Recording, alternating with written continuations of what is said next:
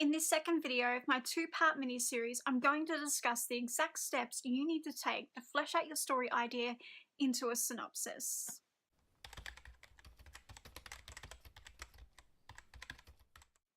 In the previous video, I discussed how to identify your story's problem, stakes, protagonist, and antagonist.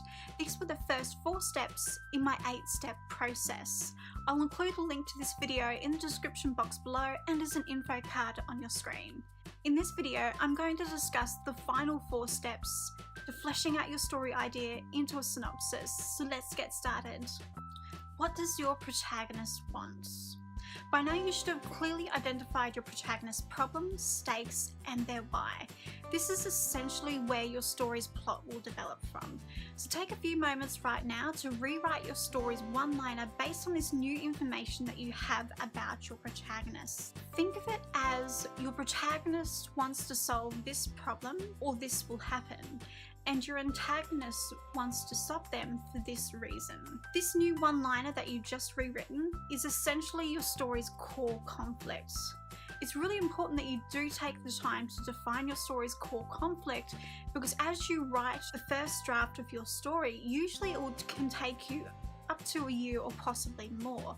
And if you haven't identified this core conflict, what can happen is you can stray away from your story's core conflict, you can get stuck and lost. This means that in the revision process, you'll spend a lot of time rewriting your story to get it back to your story's core conflict. So the easiest way to avoid this is to do the work now, to define your story's core conflict so you know exactly where your story needs to go and what needs to be resolved at the end of your story.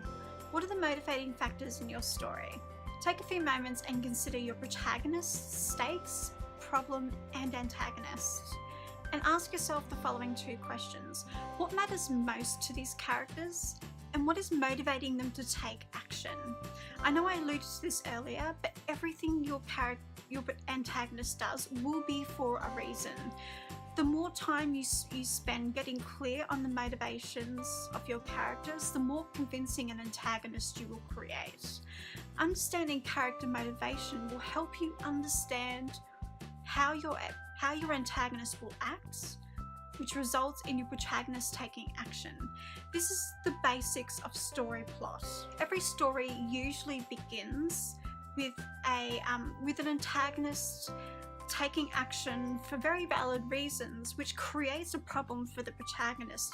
This pushes the protagonist into the story and to seek a solution for this problem. At this stage in the story, the antagonist is usually seeking a quick fix to this problem so they can get back to their ordinary world and just go on as life usually does. This is because by nature we don't like pain and we tend to avoid it at all costs, and this is the basic nature of your protagonist at the start of the story.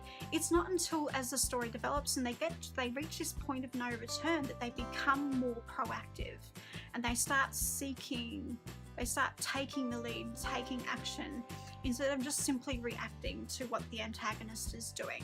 So that's a basic idea of how the character motivations sort of affect each other. So if you feel stuck trying to understand or discover your character's motivations, reflect on the answers to these questions. Why is this important to the central characters? What do they have to lose if the problem isn't resolved? What are they afraid of happening? Why don't they want that to happen? What are they willing to risk or do to resolve it? What are they not willing to do? Or is there a line they won't cross? Who do they have supporting them in this goal? Who is against them? What weaknesses do they have that will hurt them? What strengths do they have that will help them achieve their goal? At this stage, I want you to purely focus on the things that affect the plot and leave characterization and character building for a later time. The reason why I say this is at this stage, you just want to flesh out your story idea. You're not sort of delving in deep into your story and creating an outline or even writing your story. So save the plot development and the character work for another time and just get to the basics of your story. What are your story's key moments? At this stage, you probably have an idea of how your story will unfold, or at the very least, your story's key moments. Make a note of these key moments in your story right now.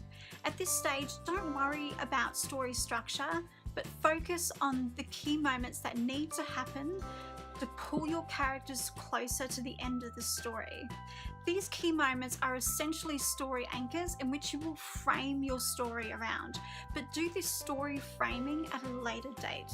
This is usually done in the outlining moment. You'll start with these sort of these key moments, and then you'll sort of outline the very large gaps that you will have in your story.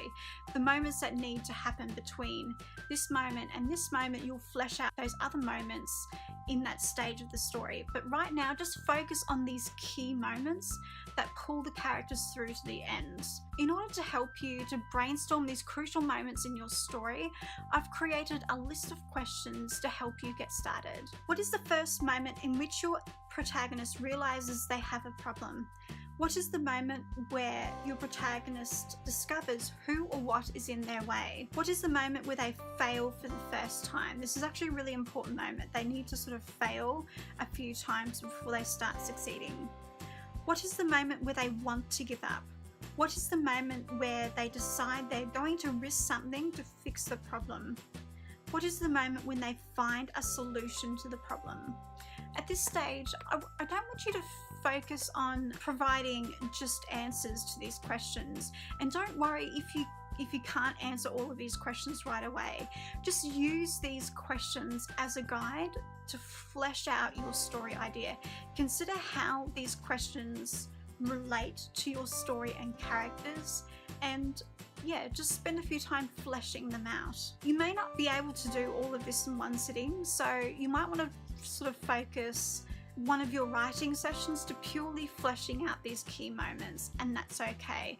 As you do flesh out these key moments in your story, you probably will have ideas come to you about scenes that you may want to write in your story. It's at this stage that I recommend that you writing them down. It's now time to summarize your story. So pull together all of the information you've just created about your story and focus on simply telling it. Don't worry about whether you're writing well, or even if the moments are in the right place, or whether you've structured the story correctly. Just focus on simply telling the story. The synopsis that you create at this stage isn't supposed to be seen by anybody. It's purely for you. This synopsis serves as a guide that reveals to you how your plot unfolds. And for those of you who love a minimal plans approach to writing, you can use this as a guide as you write your story.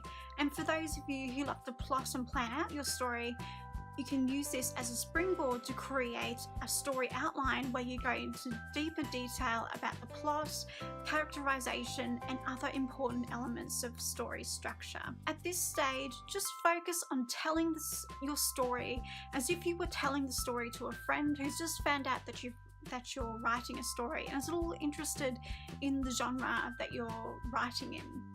So just focus on simply telling the story. So those were the final 4 steps to fleshing out your story idea into a synopsis. After you finish watching this video, I want you to take the following 4 steps. Number 1, rewrite your one-liner based on the new information you now have about your protagonist. Number 2, define your character's motivations.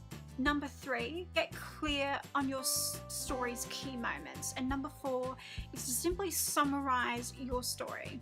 Are you struggling to flesh out your story idea into a synopsis? Which one of these tips did you find most helpful? Let me know by sharing your thoughts in the comments section below. If you love this video, then give it a thumbs up. If you're new to this channel, then click the red subscribe button to get notified for more videos just like this one. Thank you for watching, and I'll see you next time.